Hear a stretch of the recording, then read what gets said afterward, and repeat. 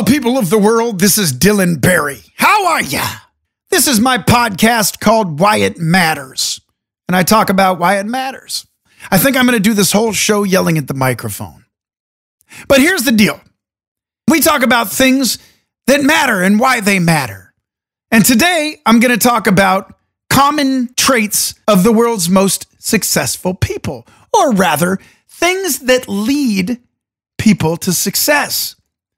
And these are traits, these are disciplines, these are things that successful people use. And I'm going to give you an example. Consistency. And everybody that I've interviewed on my radio talk show, from A-list celebrities all the way to emerging artists, everything in between, industry pros, they all cited consistency, especially the creators, the influencers. They say, I just consistently kept doing it. I stayed on brand. I did it day in. I did it day out. I got nothing. Then a little spike up. And then I did nothing. Then a bigger spike up. And before you know it, I woke up and I had millions of followers. Look at Stephen King, right? One of the best authors, best-selling authors for sure, of all time in American history. Okay, that's a big claim. But, he's done a lot of best-selling books. He got rejected by everybody for years, but he kept consistent writing. He said, I'm going to do 2,000 words every day. Even while working a full-time job. He got a break with Carrie, finally got the thing printed up. It became a best-selling book, and then boom, that was it. But he realized consistency, even in the face of failure, leads to mastery. It leads to breakthrough. It's a proven method. Warren Buffett, debatedly the best investor in the entire world, right? He made a ton of poor investment decisions early on, but he maintained one consistent habit that he credits for his success. He read several hours a day. If he didn't know it, he learned it. And he read and he read and he read and he read what other people were doing. And he learned what was working. And after doing that consistently, he became a master. And now he's Warren Buffett. You know what I'm saying? Okay, Bill Gates. Think of this. Time blocking. This was his success. He would experience setbacks all the time, right? Versions of Microsoft would die, blah, blah, blah. But what ended up happening is he got too segmented. So what he said is, okay, I'm going to start blocking out dedicated specific hours each day to do different tasks. I do this myself. I never used to. I just kind of ran around in circles trying to do everything at once. It doesn't work. You can't be a master of everything all at once and make chaos brilliant. You just can't. When you shut everything down, you segment specific hours to handle specific tasks. Those tasks get done, right?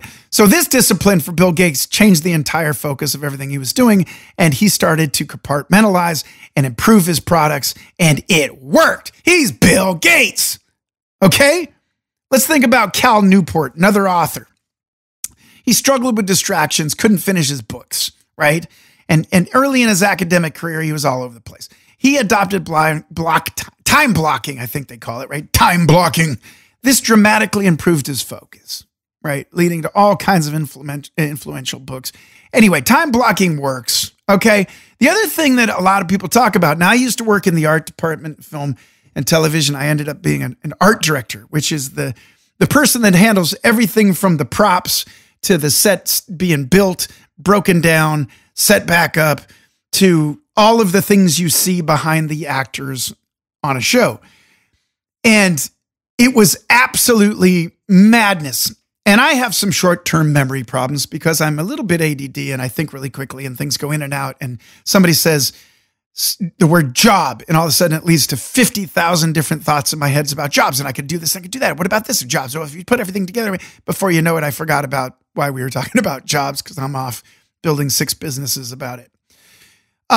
So the number one way to do that and to fix that, and I learned this in the art department, document everything. If you don't want to forget something, write it down. I kept a notepad in the back pocket. My boss at that time, Jocelyn Boris, who I loved to death, said, Dylan, if you forget it, you're fired. She was half kidding. She said, here's a notebook, put it in your back pocket, put a pen behind your ear, write it all down. If you don't, you're not useful to me. And I did. And I didn't forget anything because when I forgot it, which was every 5 seconds, I just looked at my list. Okay, Richard Branson, one of my big I look up to Richard Branson. He's a brilliant man. He does a lot of good things for the world.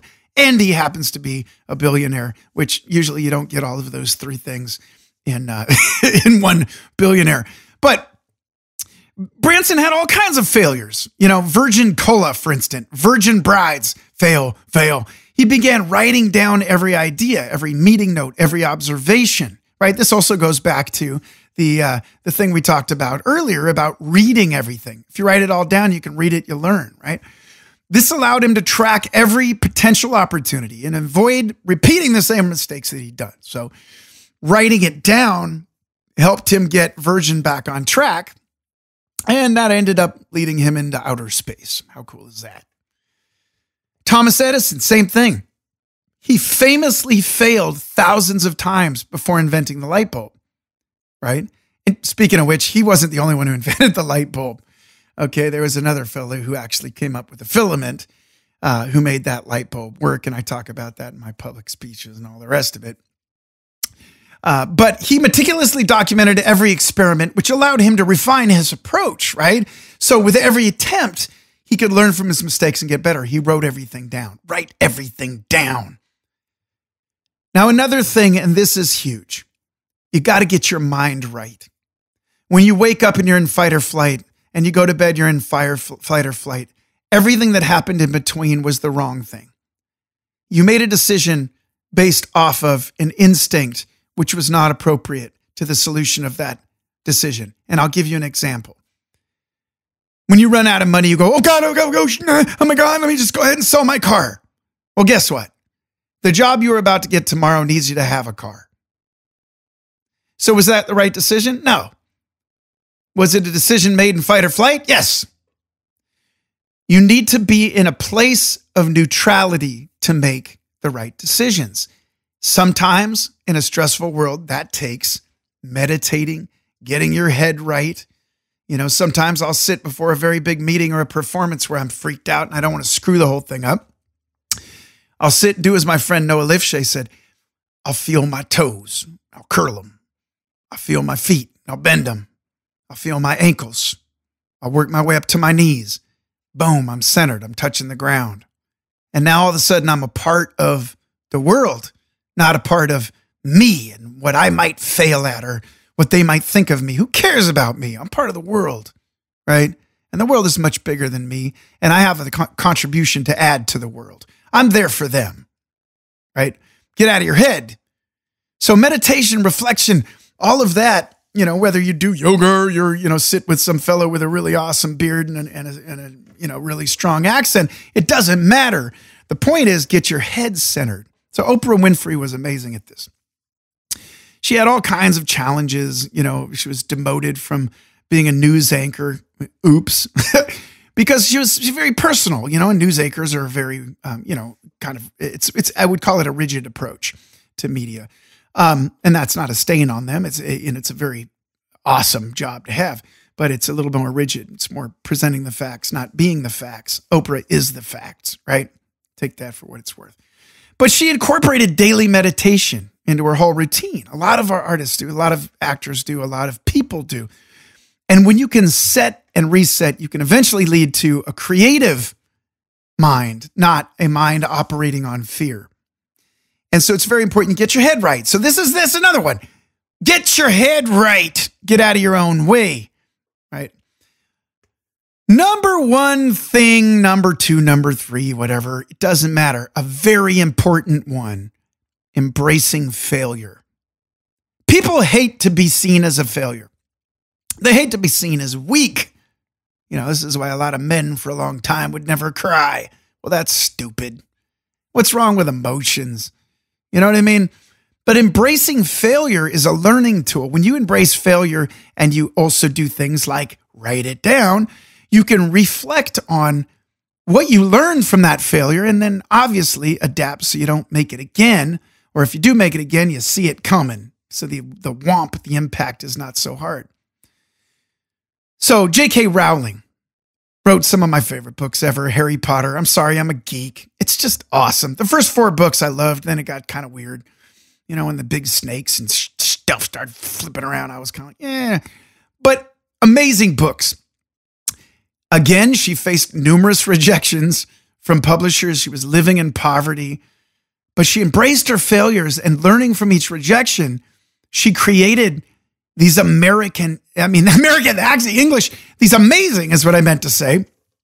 Sorry, I just watched the conventions and my brain is in Politicalville, which is horrifying. Anyway, so she she created these best-selling books. Where did Harry Potter live? Under the stairs. How did he feel? Rejected, dejected, not part of the society, broke, eating porridge. These are all very real things that resonated with her community. So she realized that this failure actually created the best stepping stone for her success. How cool is that? Right? James Dyson. All right, he went through 5,127 failed prototypes before finally creating the first bagless vacuum cleaner. Tell me one person listening to this that doesn't love having a vacuum cleaner without a bag, right? Each failure taught him something new.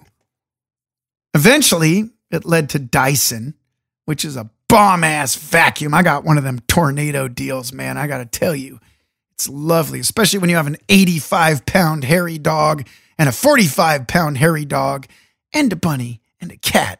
Yeah, I live on a farm all day, son. Anyway, deliberate practice. This is huge. Anybody who watches any sports star that is at the top of their game will cite this: deliberate practice. Kobe Bryant. Bryant missed thousands of shots during his career, but his commitment to deliberate practice, that's what made it work, right? Intensely improving specific aspects of his game. The lethal shooter. You got to check this guy out. He's dope on Instagram. This guy, it's like no matter where he throws the ball from, it always goes in the hoop. Dude perfect. Y'all know you're editing. This guy's not editing. He's hitting it every time. It's crazy. Deliberate practice, every single motion over and over and over and over and over. When you do that, your averages get way better.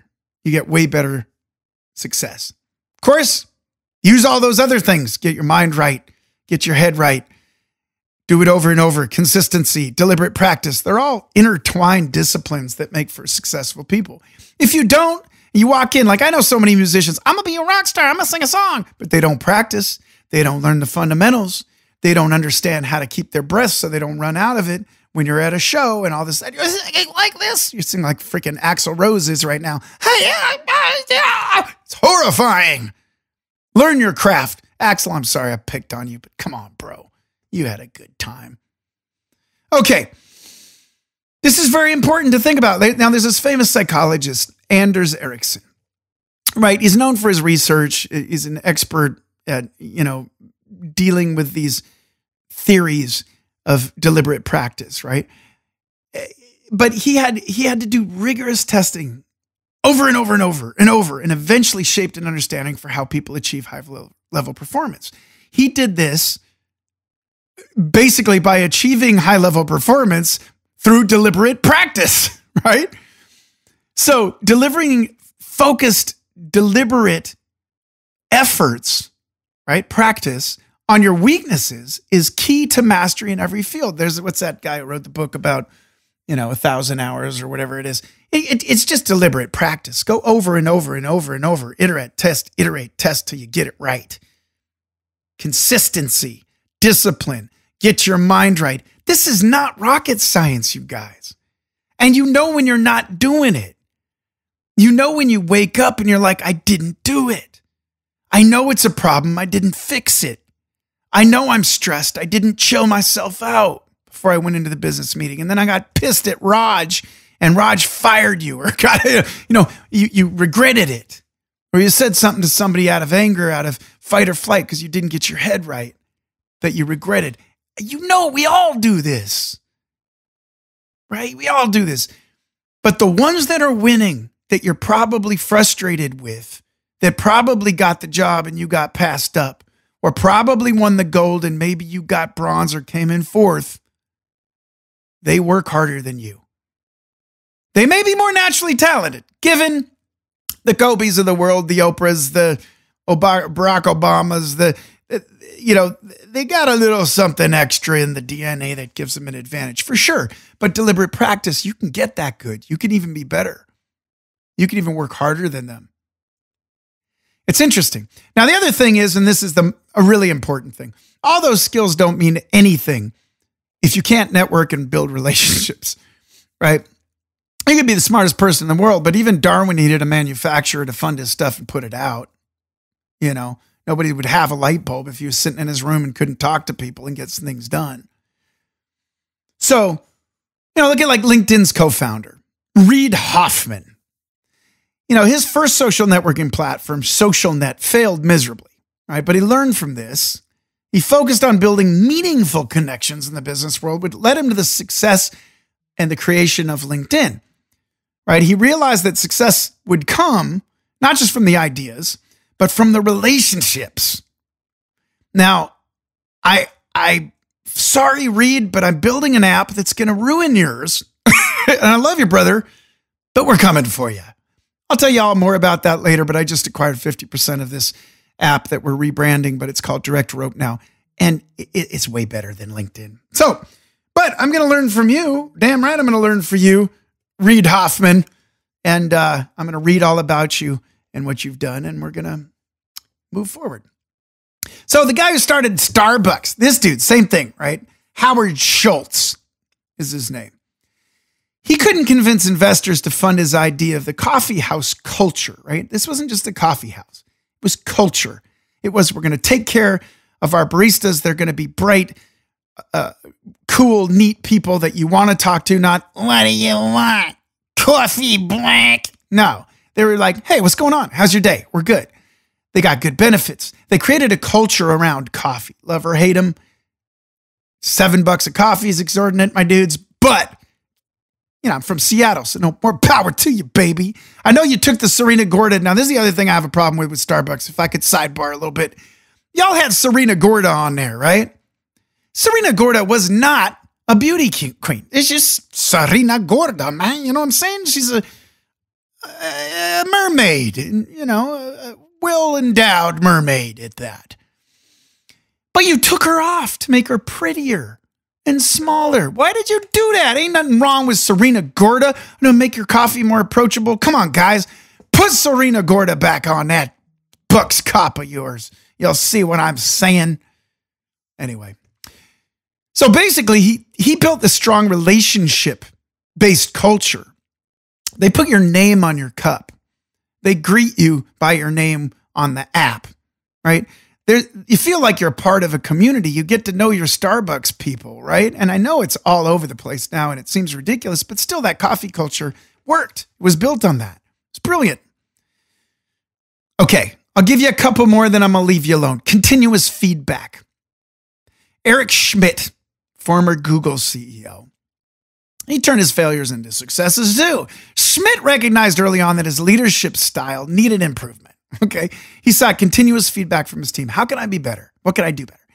They helped him evolve and steer Google to be all of these things it is now, which I won't say that I hail Google. I use Google all the time. I know Google is, definitely part of the axis of evil. Sorry, Google, but it's true. Come on. Y'all are everywhere. You probably in the other room on my Google device, you're recording everything I'm saying, and then you're going to come after me and shadow ban me. I don't know, whatever. But the point here is Eric Schmidt took valuable advice. He recognized that he needed help, and he asked people, what am I doing wrong? How can I be better? You almost don't even need to ask people. They're going to tell you in various ways. When you say something like, I'm the kind of person, and nobody in the room says anything, because I'm the kind of person who's really honorable and always do what I say I'm going to do, and everybody in the room's quiet. Well, guess what? They don't think you are. You got to change that. All right. When you say things like, hey, I think I'm the one who should do that, and nobody says anything, there's a reason for it. Ask them why they think that, why they don't believe in you in that way. Those relationships are all you got in life. If you're not able to better yourself, you end up killing your own business, your own efforts, your own public standing, whatever it is. You're not valuable to the rest of the world if you render yourself invaluable by not fixing your problems. It's a weakness. Don't be weak. Weak isn't being weak. Weak is not making your deficits a gain. You know what I mean? Make your weaknesses your strengths. That's what the best in the world do. You want to be the best in the world, that's what you got to do. So, another thing is strategic risk taking. And I wrote the book on this because my entire life has been taking strategic risks. And thankfully I had just enough of them pen out that I've had a life in the entertainment industry, and it's been fantastic.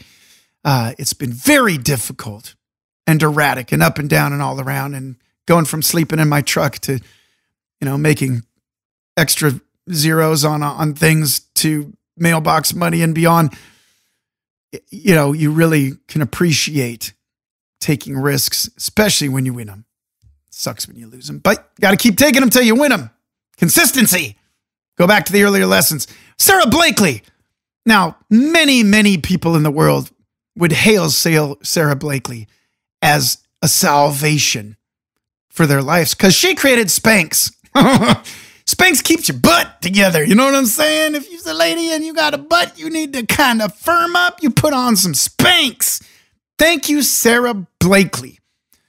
So Blakely took a major risk in investing her entire savings in developing underpants that firm up your floppy flapjack ass. Sorry, I had to say it. It was kind of fun, though, to say that. Take it. Sorry. I never said I was PC, okay? I never said it. So, despite those early rejections, she used strategy to push it forward, leading this company to $1 billion valuation and beyond.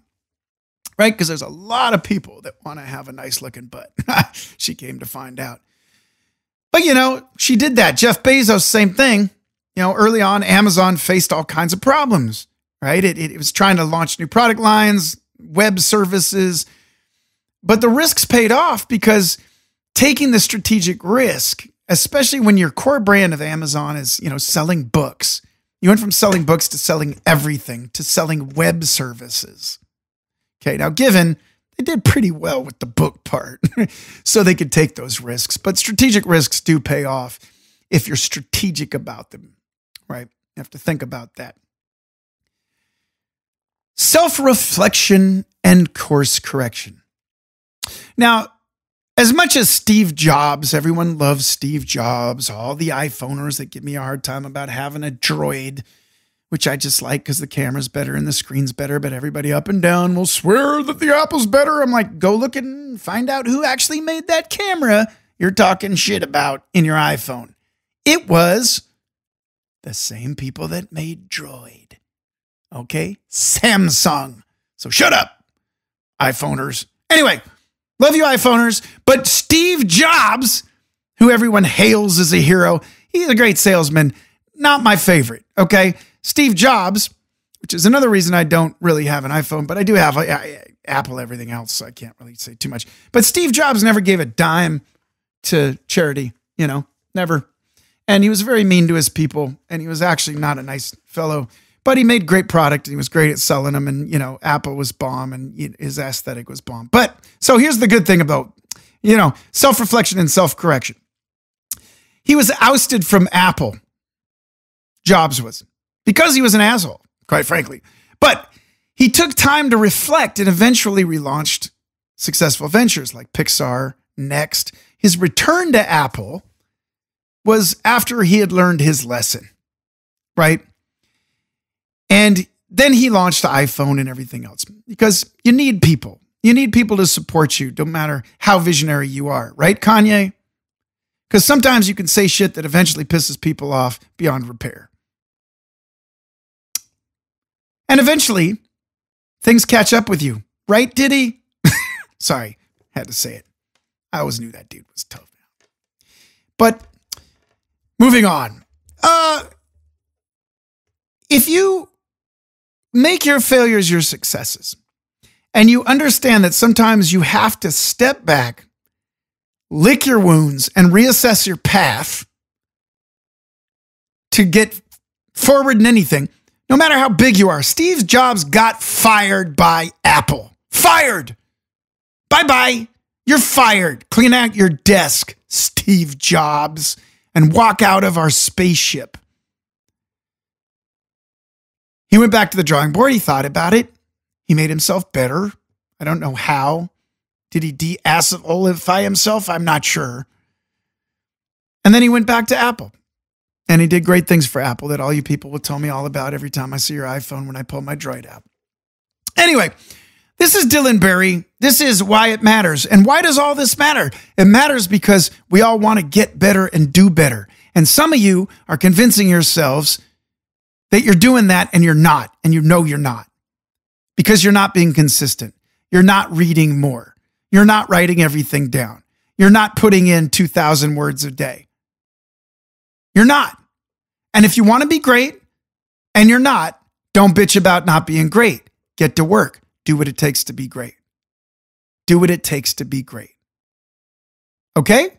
This is Dylan Barry. Why It Matters. Make yourself better. You got it. I got it. We got it.